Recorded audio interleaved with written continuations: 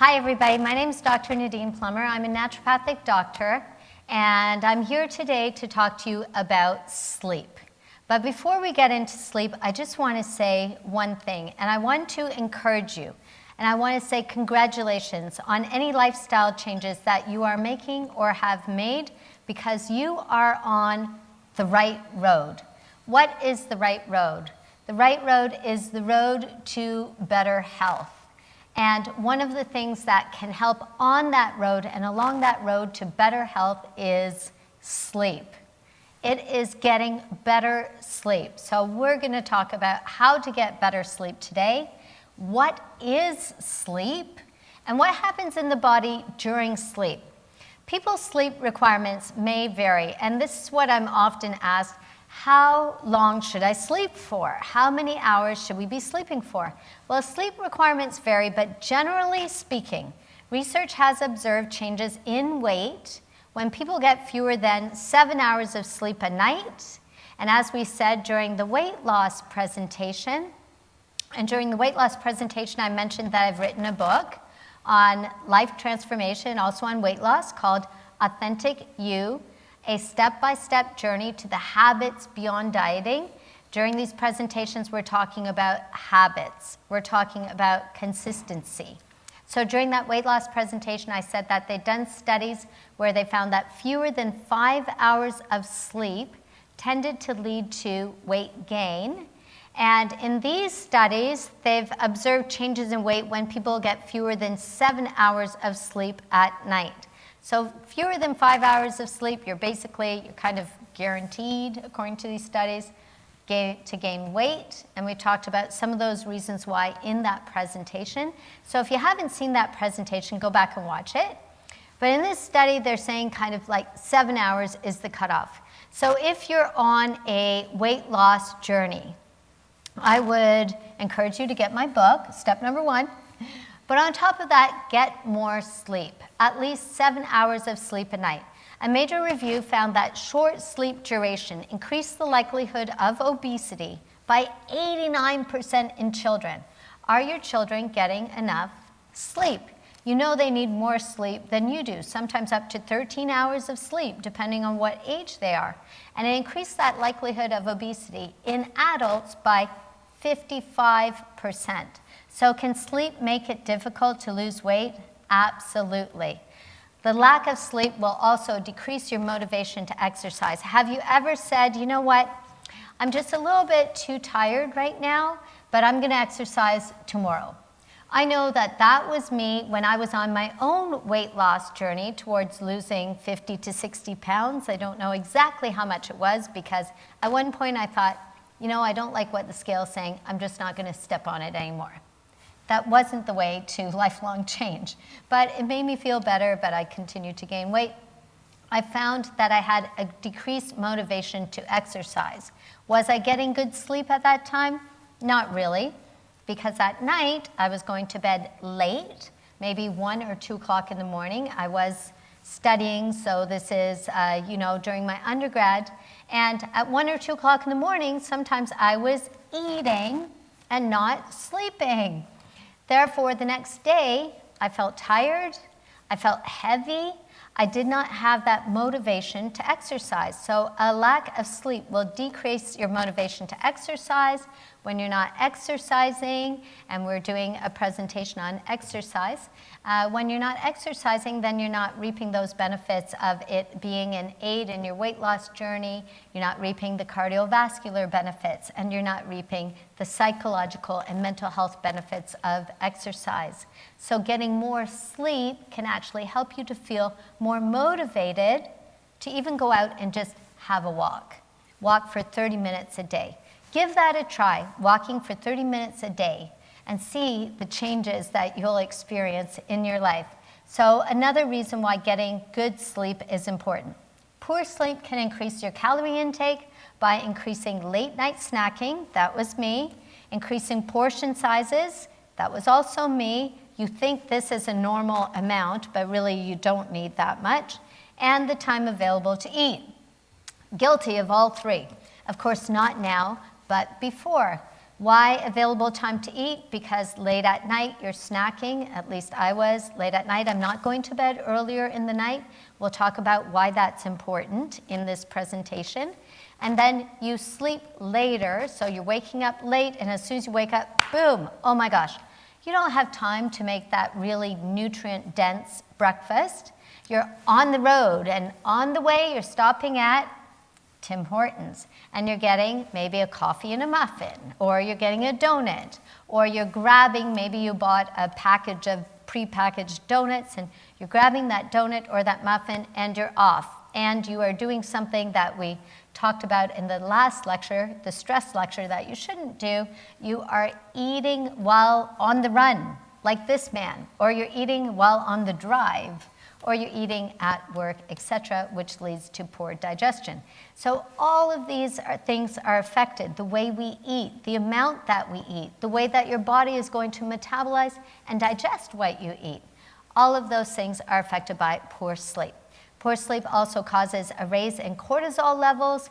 Therefore, you feel that urge, these cravings to eat things you wouldn't normally eat. You don't get the satisfaction from eating what you eat. You tend to overeat. And then what you're eating tends to be deposited around the abdominal area, as we mentioned in the sleep lecture. So is sleep important? Yes. A resounding yes. But what really happens when we sleep? When I was younger, I was just amazed by sleep and by dreams. And I always felt like you go into this dream world or dream state. And I wondered, but what's happening when we sleep? It's like you go somewhere else and you wake up and now you're back in that place. What happened when we sleep? Well, I'm going to explain to you a little bit of the biochemistry and the biology and physiology of what's happening when we sleep. What really happens when we sleep? Here we go. So we go through different stages when we sleep. I'm sure you've heard of REM, the sleep stage. REM, meaning rapid eye movement. It's one of the sleep stages. Basically, when you're falling asleep, you first start with light sleep. And in that stage, you're in stage 1. This actually, they've renamed the sleep stages. We learned them as stage 1, 2, 3, and 4. And now they're named N1, N2, and N3. And this information is from the National Sleep Foundation. There are basically 2 types of sleep. REM sleep, which accounts for 25% of our sleep time, and non-REM sleep, which accounts for 75% of our sleep time. REM, as I said, stands for rapid eye movement. So you start sleep in that light sleep, stage 1, now called N1, formerly known as stage 1. This is where hypnic myoclonia, which is also called nocturnal myoclonus, can happen. What is that? It's when you're falling asleep and suddenly you're nice and calm, falling asleep, and boom, you get a jerk. It's called a sleep jerk. That's the lay term for it. Your leg suddenly kicks up. Or have you ever fallen asleep on the couch with someone and suddenly you jump up and you're in the middle of what you think is sleeping? It means you're in light sleep, these jerky movements when you're first falling asleep. The research doesn't know, and scientists don't know exactly why this happens, but they think it can be associated with a few things. Number 1, excessive alcohol. Number 2, too much caffeine can possibly cause this when you're falling asleep. Number 3, you're exercising too close to bedtime. Number 4, which is what we talked about earlier in our presentation, it was on stress. Stress can lead to sleep jerks at night when you're first falling asleep, or nocturnal myoclonus. And the final one, anxiety. Anxiety. So all of these factors, and maybe some of them combined, may be the reason why you experience those kind of jerky movements when you're first falling asleep.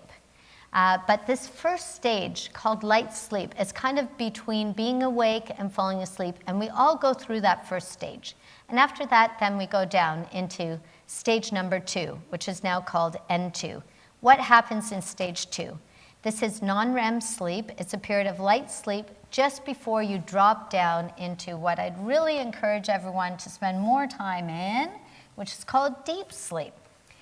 But here in stage number 2, your heartbeat and your breathing slow down. Your muscles relax even further. Your body temperature drops. So people tend to sleep better when it's a little bit cooler in their sleep space. Your eye movements stop completely. Your brainwave activity slows down, but then it's marked by these bursts of electrical activity that are happening. You spend more of your repeated sleep cycles in stage 2 sleep than in any other sleep stage. What do I mean by repeated sleep cycles? Basically, every night you're going through sleep stages, these stages that I've mentioned. You go from stage 1 to 2 to 3 to 4, 3 and 4 are now called N3, and then REM, and then you go back up. 1, 2, 3, 4, REM. 1, 2, 3, 4, REM. Or N1, N2, N3, REM, and you go back up. REM happens at the end of the 90-minute cycle. So you're cycling around every 90 minutes, you hit REM, and then you go back. This is why it's important to not wake up in the middle of the night to go to the bathroom. Why? Most people who wake up in the middle of the night, they go to the bathroom, they say, you know what, doesn't matter, I just fall back asleep right away. And then later you might wake up, go to the bathroom again, I'll fall asleep right away. But you may have been in deep sleep, but your bladder is telling you, wake up, and then you go to the bathroom. You don't go straight back into the deep sleep where you were. You start back at stage 1, and then you have to cycle back down. And then perhaps you're in stage 4, and then your bladder is full again, saying, hey, wake up. You go to the bathroom.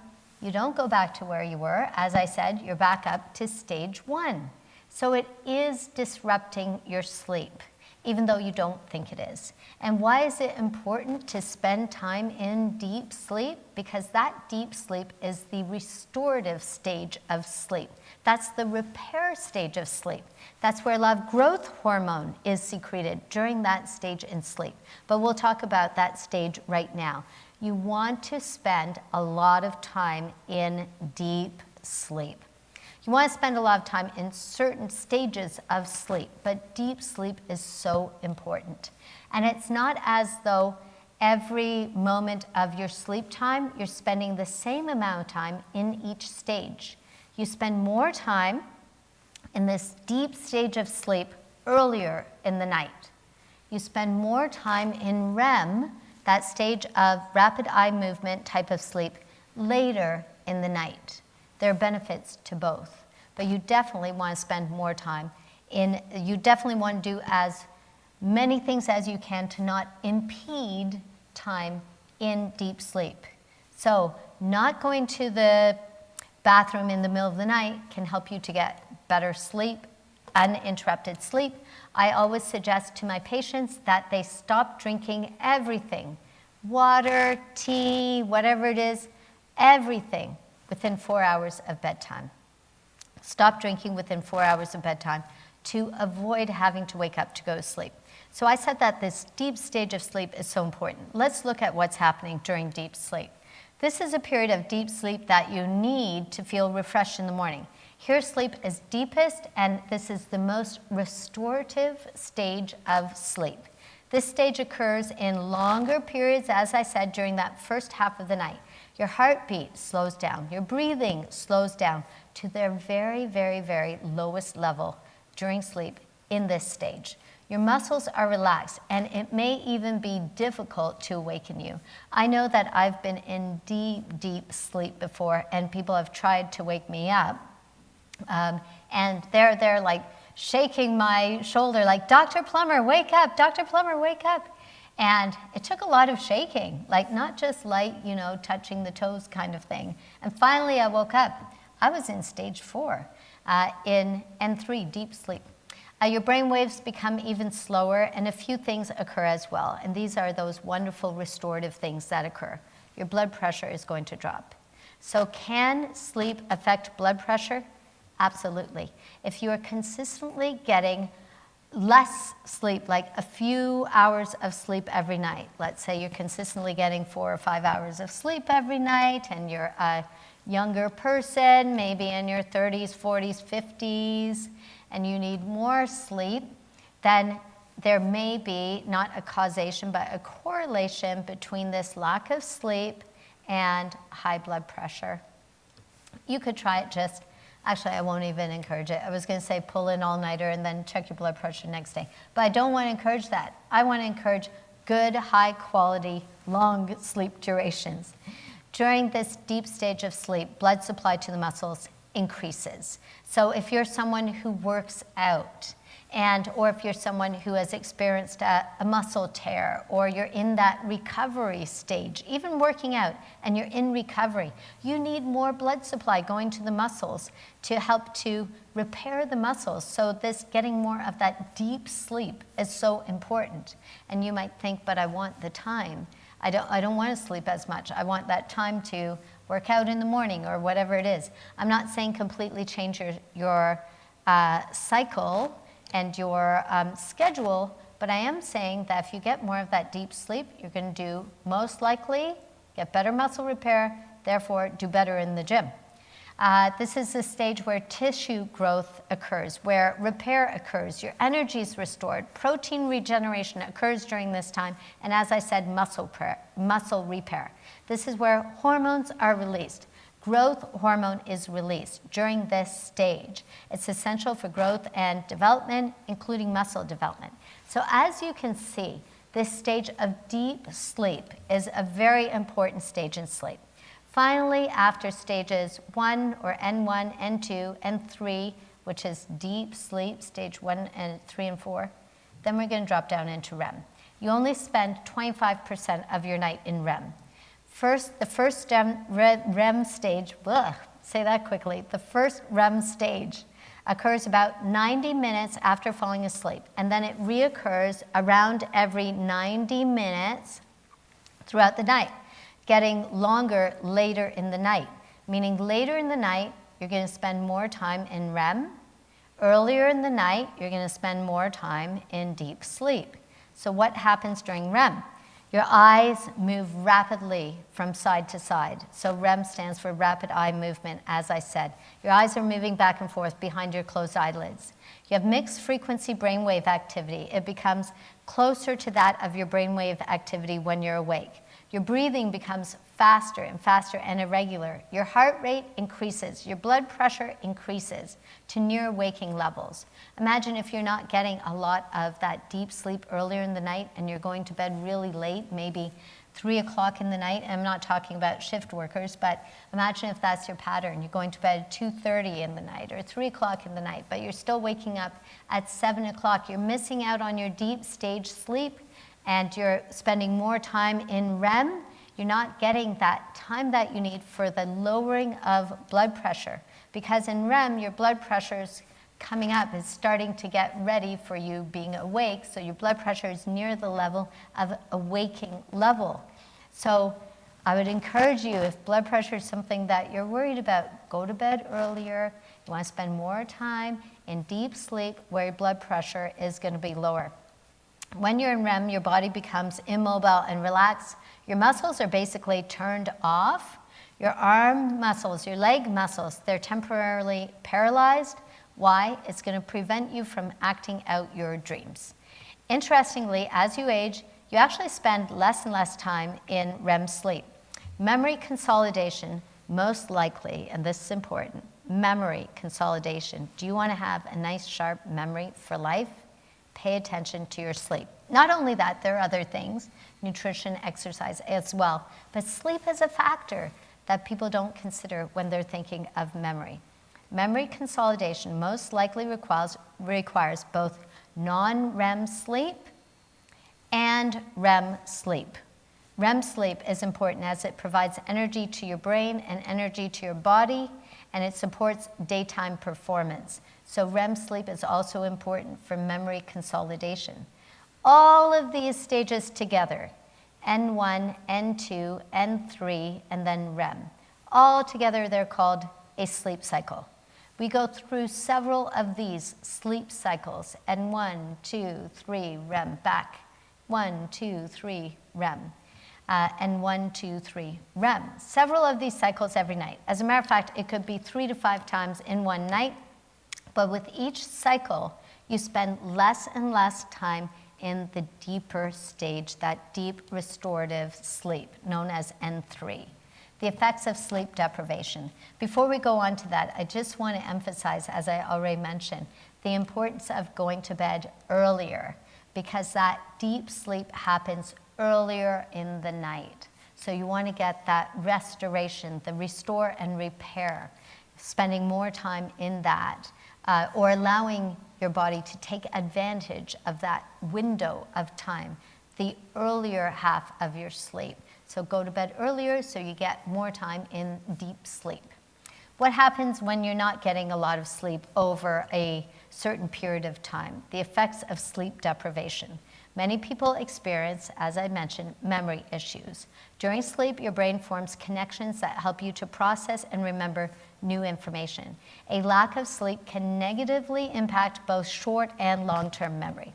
What else happens? Mood changes. Are you one of those people who, when you don't get high quality sleep or a lot of sleep, and it's consistently you're not getting a lot of sleep, you tend to be irritable? Are you one of those people? I know at times I have been. So mood changes. Sleep deprivation can make you moody, emotional, and quick-tempered. Chronic sleep deprivation can affect your mood. Chronic sleep deprivation, so is chronic, can actually lead to anxiety or depression, which may then escalate. We have a weakened immune system when we're not sleeping. Too little sleep weakens your immune system's defenses against things like viruses, like those that cause the common cold and flu. You are most likely to get sick when you're exposed to those germs when you have not had good quality sleep. You have trouble with thinking and concentration. Your creativity, and your problem-solving skills just are not up to par when you don't get enough rest. People tend to have more accidents when they're not getting high-quality sleep consistently. Being drowsy during the day can increase your risk for car accidents, increase your risk for falling, increase your risk for injuries from other causes. And of course, as I've mentioned a few times, high blood pressure. If you sleep less than 5 hours a night, your risk for high blood pressure increases. What else? High blood sugar. The risk for diabetes goes up with poor sleep or with sleep deprivation. A lack of sleep affects your body's release of insulin. It's a blood sugar lowering hormone. People who don't get enough sleep have higher blood sugar levels and an increased risk for type 2 diabetes. I've already mentioned one of the results of poor sleep, weight gain. With sleep deprivation, the chemicals that signal to your brain that you are full, they're off balance. As a result, you're more likely to overindulge when you have not had enough. Even when you've had enough to eat, you're more likely to overindulge when you have not had enough sleep. High quality sleep. Risk of heart disease. Sleep deprivation may lead to increased blood pressure, higher levels of chemicals that are linked and leading to inflammation. Both of these things, high inflammation, high blood pressure, play roles in heart disease. Poor balance, as I said, lack of sleep can affect your balance and coordination, making you more prone to falls, more prone to other accidents, and finally, low sex drive. People who don't get enough sleep often have a lower libido. In men, this decreased sex drive may be due to a drop of testosterone levels, so that combination can then lead to lower libido or low sex drive. So now we've talked about the effects of sleep deprivation. Let's talk about the benefits of high quality, good sleep. There is a greater removal of waste products from your brain cells when we're sleeping. Did you know that God has designed us to basically have a brain car wash? A brain wash or a brain car wash, it happens when we're sleeping.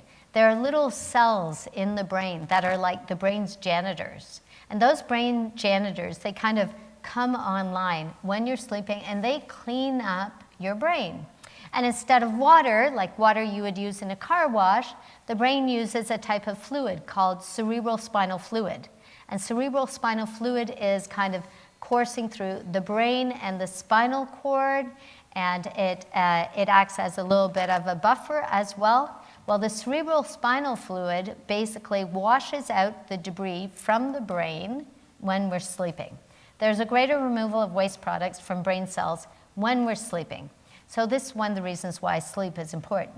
The lymphatic system causes the release. The lymphatic system causes the release of more cerebral spinal fluid, which basically then washes out all the debris from the brain. What I call it is the brain car wash, which is happening when we're sleeping. Adequate amounts of sleep, especially that restorative deep sleep, can decrease dementia risk.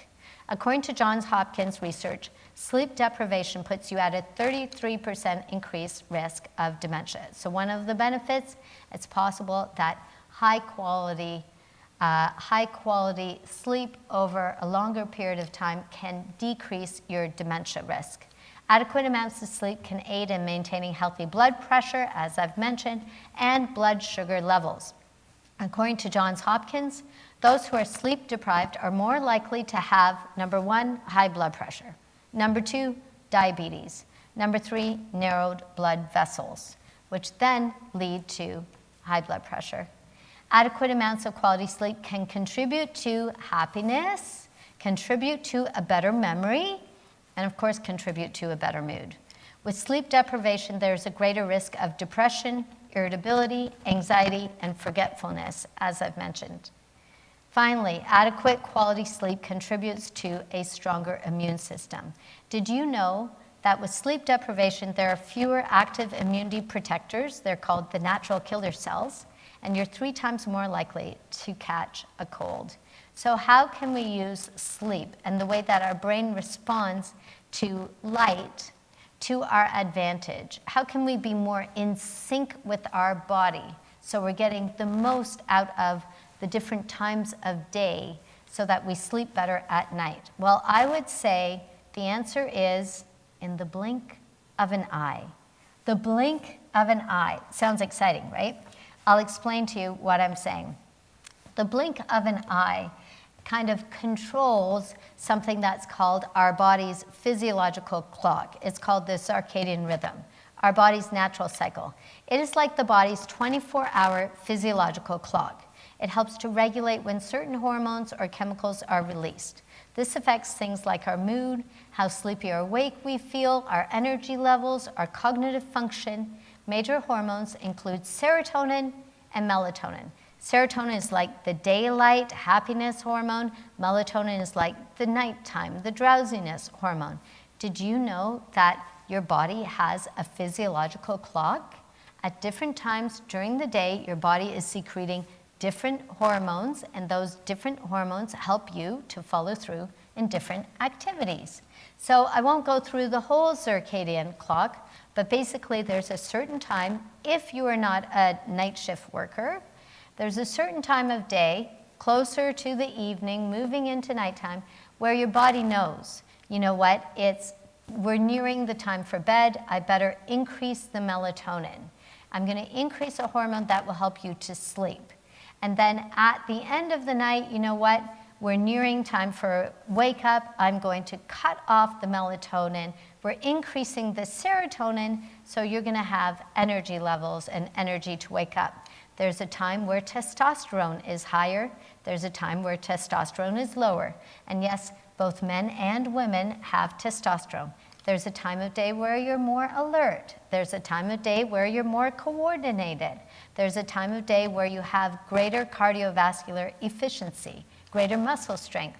So we're doing different things during the day, and our body's secreting different hormones to help us to be our best or to optimize in those things we're doing during the day. This is what happens when you are in sync with your sleep and wake cycle, called the circadian rhythm. But if not, then you're not getting the benefits. If you're staying up later than you should and waking up later, you're not getting the benefits of the circadian rhythm. And we'll talk about how to get those benefits. I said the key was in the blink of an eye. Why? Because light basically plays a large role in the synchronization of this whole physiological clock called the circadian clock. It plays a role in the synchronization of the clock to the day It helps to track the changes in seasons and the regulation of sleep. So where and when light environments are irregular, we can experience issues in things like sleep and issues in mood.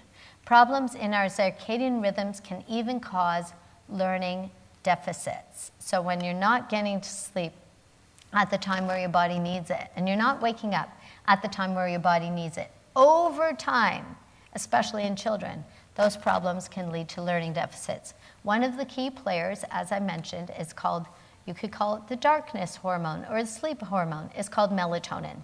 Melatonin is a hormone which causes drowsiness and it lowers your body temperature.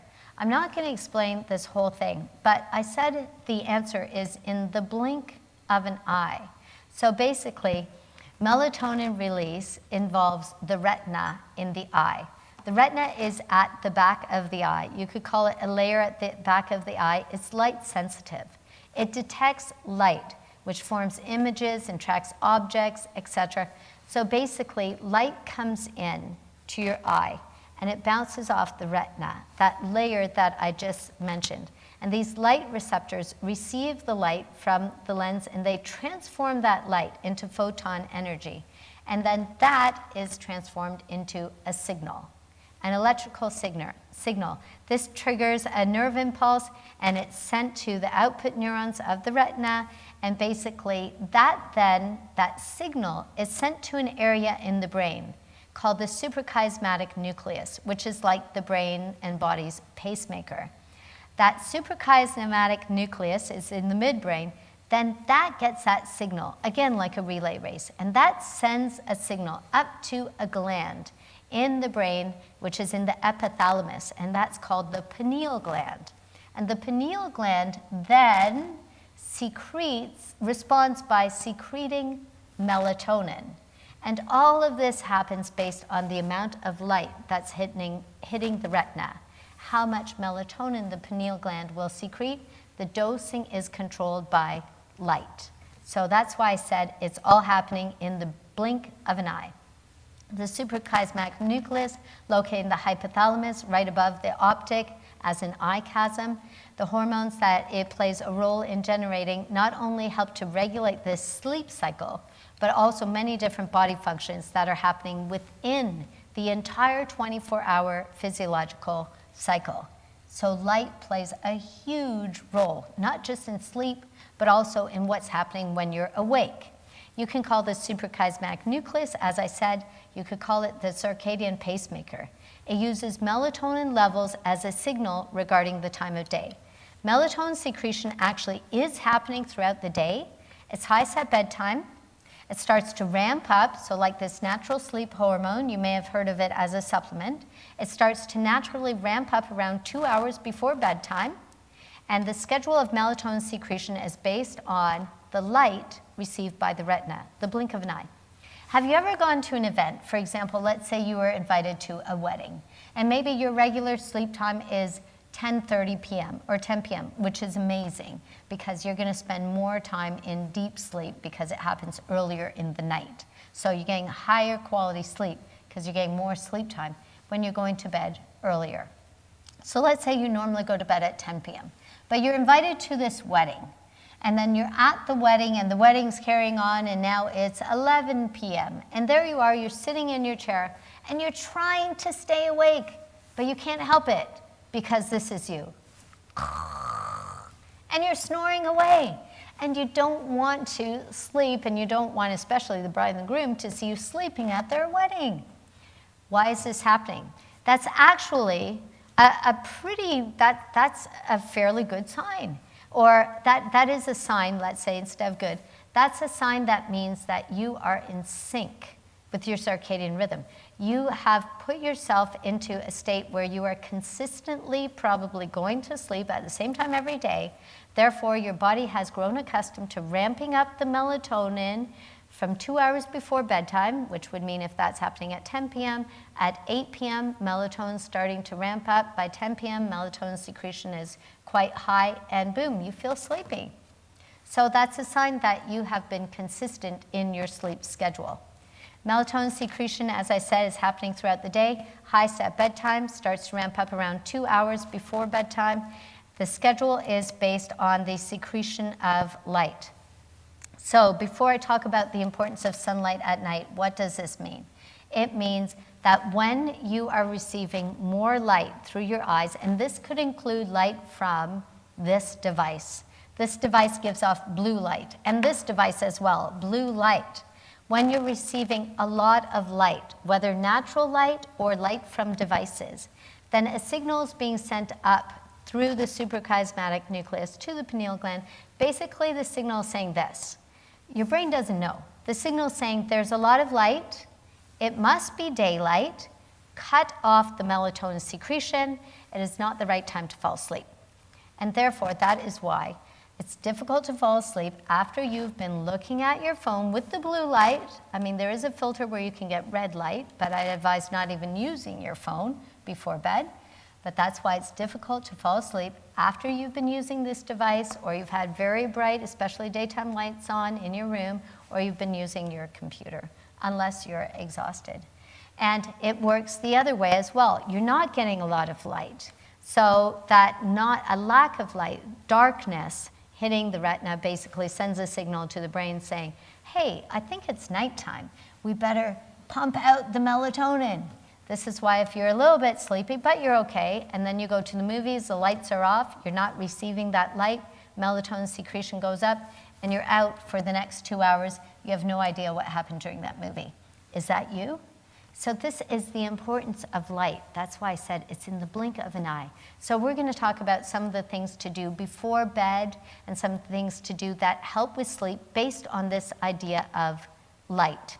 So speaking of light, sunlight first thing in the morning is very important.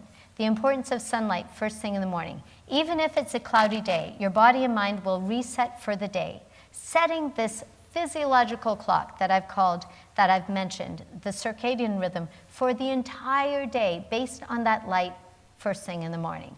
If you spend 20 to 30 minutes outside as soon as you wake up, you will sleep better. You're doing it as soon as you wake up, but here you are, you'll sleep better at night. If you're up at sunrise, then the advice, and this comes from Dr. Andrew Huberman, he is a Stanford University professor at the School of Medicine and Neurobiology. He says, if you're up at sunrise, go outside. It can't work through your window. Your eyes actually have to experience that light. Go outside, spend a bit of time looking at the sunrise, and this will help you to sleep better at night. Why? Just that light, the blink of an eye, that light early in the morning helps to set that entire clock for the whole day, meaning when it's later in the day, cortisol levels are going to start to drop. Your energy is going to start to go down, and you're going to get ready for bed in the right way. Your body will be ready to sleep based on what you do in the morning. The most important things for sleep are, number one, what you do as soon as you wake up, and then what you do 90 minutes before you go to bed. If you're having difficulty sleeping, I would advise that you change these two things. What you do when you wake up, what you do before you go to bed. And most likely you will see a drastic change in your sleep quality. Morning exercisers actually spend more time in that deepest stage of sleep that I had mentioned, sleep N3, the restorative stage. They spend more time in that stage of sleep. Hence, they're producing more human growth hormone. This is based on an Appalachian State University sleep study. Sorry, there's an H missing there from Appalachian. They have more efficient sleep cycles, they sleep for longer, and they have a greater drop in blood pressure at night. Morning exercisers. You only need to do 5 minutes in the morning. You don't have to go and do your whole hour-and-a-half routine. 5 minutes in the morning. And doing those 5 minutes in the morning was found to outperform traditional cardio. Why does it work? Doing those 5 minutes in the morning, and from this study, the 5 minutes that they were doing was something similar to the 7-minute workout, which is available on YouTube. Basic kind of, I mean, old school, they would call it calisthenics, things like squats and lunges and burpees and jumping jacks, like that kind of workout for 5 minutes. They found that that works better than cardio first thing in the morning. Why? It triggers a cortisol reset. People have issues sleeping normally. They have high cortisol at night. They have low cortisol in the morning. And this 5 minutes of exercising when you wake up switches that. And that's what you want. More cortisol in the morning. It gives you that energy, that drive to go. Less cortisol at night, so your body's tired and ready to go to sleep. Only 5 minutes in the morning. Best time to sleep as we're wrapping up now. As I've mentioned, the best time to sleep, earlier in the night. So maybe just a suggestion, going to bed at 10, waking up at 6, that's 8 hours of sleep, but you're spending more time in that deep sleep. The first, if you wanted to divide it into 4 and 4, and I don't know if it's exactly that division, but earlier in the night, let's say you'd spend from 10 to 2 in deep, getting more time in deep sleep. You are going through the stages, but you go through 1, 2, stage N1, N2, and then drop into deep sleep, spend more time there, and then REM and back up. 10 to 2, and then after that, 2 to 6, you would be spending more time in REM sleep. So best time to sleep, you want to sleep earlier. Get that time in before midnight to go to bed. Okay, this is a summary slide of things that you can do that will help with better quality sleep and maybe even a longer duration if sleep is an issue for you, and things that can also help with insomnia in general. Number 1, sleep in a fully dark room. Fully dark room, that means little lights that are on, little twinkle lights, or what do they call it? They're called night lights or Christmas lights, or if you still have a clock radio, the red light from the clock radio or blue lights, turn all the lights off. You could even put blackout blinds, use blackout blinds with your curtains. Why? Because as we've mentioned, the answer is in the blink of an eye. It's about the light hitting the retina. And even though your eyes are closed, it's still going through the lids. So you want to sleep in a fully dark room, so you optimize the secretion, the amount or the dosing of melatonin. You want the highest dose of melatonin possible when you're falling asleep. Sleep in a fully dark room. Why? Because melatonin helps with sleep onset. Sleep in a fully dark room. Number 2, always go to sleep and wake up at the same time so that your body gets into that rhythm, so you're in sync with your circadian rhythm. So the secretion of hormones and chemicals happens like clockwork. It's a physiological clock every day. Number 3, as I've mentioned, do not drink liquids within 4 hours of bedtime. You may have thought that that was innocuous before, but now you know that when you drink liquids 4 hours before bedtime, most likely your bladder is not going to be able to make it until you wake up. You're going to have to wake up and disrupt your sleep to go to the bathroom. And you don't just fall back into where you were in the sleep cycle. You have to go back to N1, back to that very first beginning of light sleep again. Number 4, sleep in a clean room. I've heard this saying, I'm not sure who said it, messy room, messy mind, or messy room, active mind. You don't want your mind to be thinking about anything, maybe the laundry that's on the floor, or whatever these different things are that your brain is seeing before bed. So this is why you sleep in a clean room. Turn the thermostat slightly down before bed, because we tend to sleep better in a slightly cooler environment, and melatonin causes a drop in temperature, body temperature as well. Exercise regularly, but not too soon before bed. As I'd mentioned near the beginning, one of the things that causes that jerking happening during that first N1 light sleep stage is exercising too close before bed. And the other thing is, when you exercise, there's a secretion, there's a release of really good feel-good hormones, but also possibly cortisol as well. And cortisol is a hormone that's going to feel, it's one of the stress hormones. It will make you feel more alert, more energetic. And you don't want to feel that way before you go to bed. The bedroom should only be used for 2 things. Why? Because our brain gets accustomed to working in a certain way. So if your bedroom is the office, and your bedroom's also the track, you've got your treadmill in the bedroom, you've got your rowing machine in the bedroom, office over here, your gym over here, I don't know, something else over here, and also your bed, then your brain gets accustomed to thinking of the bedroom as your exercise room and as your office, etc. So when you go into the bedroom, your brain's ready to go to work or to exercise, but really it's time for sleep. So use your bedroom only for two things, for sleeping and intimacy, and that's it. No electronics or blue lights within an hour before bed. Number 7, as I've mentioned, this blue light, the electronics, etc., cut off the secretion of melatonin, making it harder for you to fall asleep. And as I said, there is a filter that you can download, or it might come on your phone, or a few things you can put over your screen where the hue is not blue. It looks white, but it's actually a blue hue, but it's red. But then you're getting involved in things right before bed at a time where you want to relax. So better to not use these devices before bed at all. Number 8, avoid caffeine, avoid alcohol, avoid nicotine. All of these interfere with sleep. And people sometimes think, well, you know what, a nightcap helps me to fall asleep. I drink a little bit not caffeine, I drink a little bit of alcohol and then I fall asleep. But that alcohol might help you to fall asleep, but it doesn't help you to stay asleep. Alcohol actually causes sleep disruption. So you fall asleep, but you don't get a high quality sleep because you're waking up throughout the night. Alcohol suppresses REM sleep. And REM sleep, as we said, is associated with memory consolidation and emotional well-being. On top of that, alcohol increases snoring.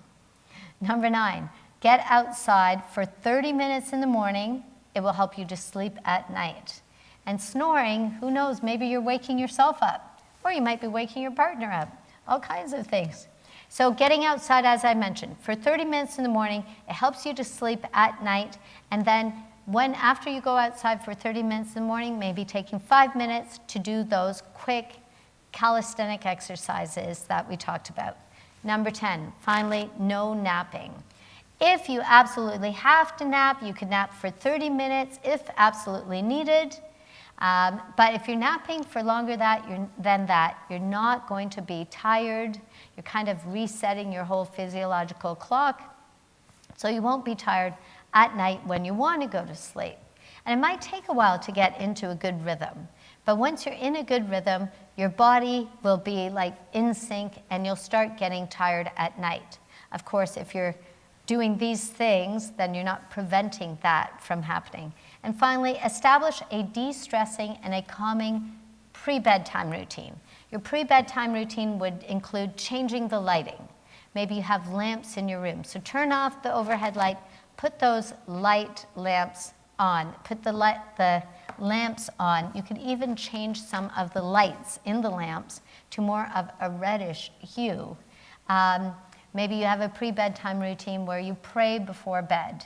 Maybe use a little bit of some essential oils in a diffuser before bed. Whatever your routine is, be consistent in it so that your brain knows, okay, now we're getting ready for bed. And you don't want bright lights on right before bed. And these are the recommendations, the 10 things that can help you to improve sleep.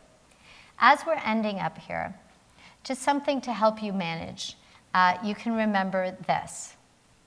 Number 1, the importance of sleep. Number 2, the importance of exercising, but first thing in the morning. And with number 1, the importance of that sleep cycle. You can spend more time in the deep sleep earlier in the night, and then more time in REM later in the night. Finally, getting some more education about sleep, just the way that we're talking now, getting more information about sleep and what's going to help you. And then reflecting. What is my present sleep cycle? What are the things that I'm doing that could be obstructing or impeding good quality sleep? Look at that list again, the 10 things that we had talked about.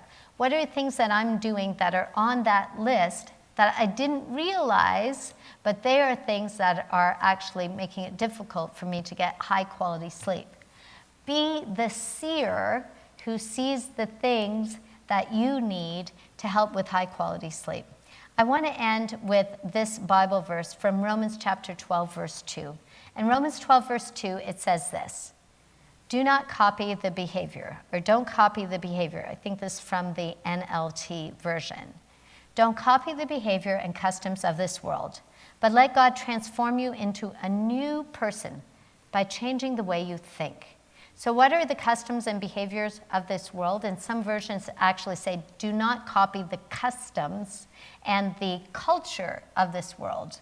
Well, the customs of this world are to cheat on sleep, many other things, but to cheat on sleep, to get smaller, amounts of sleep, shorter sleep, and wake up early or go to bed late so you can do all of these other things. Don't copy that behavior. Let God transform you into a new person by changing the way you think.